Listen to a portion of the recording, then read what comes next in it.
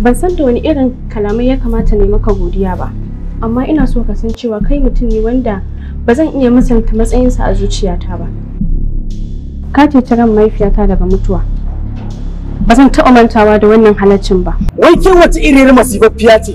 Ke wace iriyar jarababbiya ce? Na yake so a miki ne tun safe kike nan kin damu mutane. Alhamdulillah, Allah na gode ma. Ya shi bai shigo bane?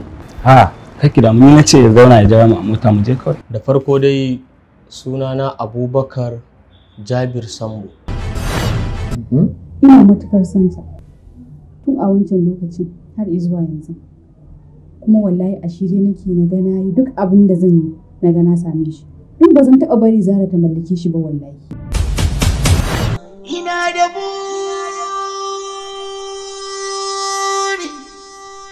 Ina da buri,